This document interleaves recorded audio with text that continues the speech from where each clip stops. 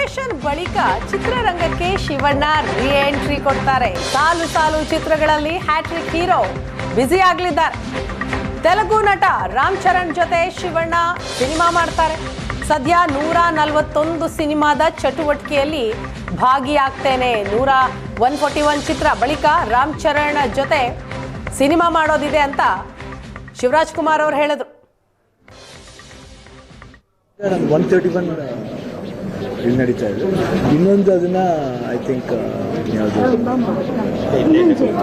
ರಾಮ್ ಚರಣ್ ಅವ್ರದ್ದೊಂದು ಅದೊಂದು ಸ್ಟಾರ್ಟ್ ಮಾಡ್ತಾ ಇದ್ದಾರೆ.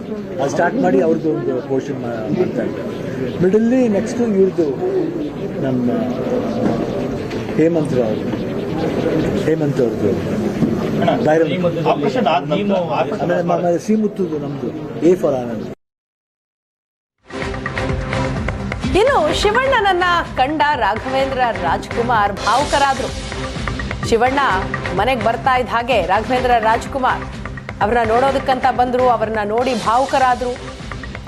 ಅಪ್ಪಾಜಿಯನ್ನೇ ನೋಡ್ದಂತಾಯ್ತು ಅಂತ ಹೇಳಿದ್ರು. ಅಪ್ಪಾಜಿ ಕಾಡಿನಿಂದ ವಾಪಸ್ ಬಂದ ಸಂದರ್ಭದಲ್ಲಿ ಹೇಗಾಯ್ತು, ಕ್ಯಾನ್ಸರ್ ಇಲ್ಲ ಅಂದಾಗ ತುಂಬಾ ಖುಷಿ ಆಯ್ತು. ನನ್ನ ಆಯಸ್ಸು ಕೂಡ ಶಿವಣ್ಣನಿಗೆ ಇರ್ಲಿ ಅಂತ ಈ ಸಂದರ್ಭದಲ್ಲಿ ರಾಘವೇಂದ್ರ ರಾಜ್ಕುಮಾರ್ ಅವ್ರು ಮಾತನಾಡಿದ್ರು. ಹೌದಪ್ಪಾಜಿ, ಒಂದು ಪಕ್ಷ ದೇವರು ಅದಕ್ಕೆ ಕೊಟ್ಟಿದ್ದೋ ಇನ್ನು ಯಾರು ನಳ್ಳೋದು ಬೇಡ, ಎಲ್ರಿಗೂ ಒಂದು ಚಾನ್ಸ್ ಇರುತ್ತೆ, ಮುಂದಕ್ಕೆ ಬರ್ಬೋದು, ಯಾರು ಬೇಕಾದ್ರೆ ಗುಣ ಆಗ್ಬೋದು ಅಂತ ಒಂದು ಸ್ಫೂರ್ತಿ ಕೊಡೋಕ್ಕೆ ಬಂದಿದ್ದೇನೆ.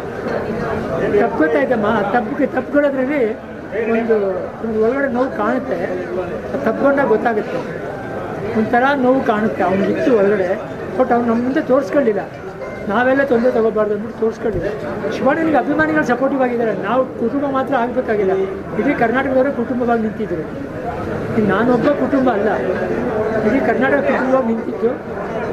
ಅವತ್ತಿನ ದಿನ ನಾವೆಲ್ಲ ಪೂಜೆ ಮಾಡಿ ದೇವರಿಗೆ ದೇವಸ್ಥಾನಕ್ಕೆ ಹೋಗಿ ಪೂಜೆ ಮಾಡಿಸಿ ಒಳ್ಳೇದಾಗಲಿ ಅಂತ ಬೇಡ್ಕೊಂಡಿದ್ವಿ. ಒಳ್ಳೇದಾಯಿತು. 24 ಯಾವ 24 ಅಂದರೆ ಯಾವುದು, ಅವ್ರ ತಂದೆ ಹುಟ್ಟಿದ ದಿನ ಅದು.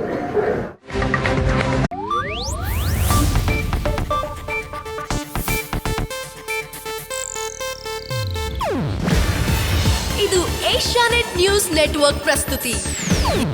ನೀವು ನೋಡ್ತಿದ್ದೀರಾ ಏಷ್ಯಾನೆಟ್ ಸುವರ್ಣ ನ್ಯೂಸ್.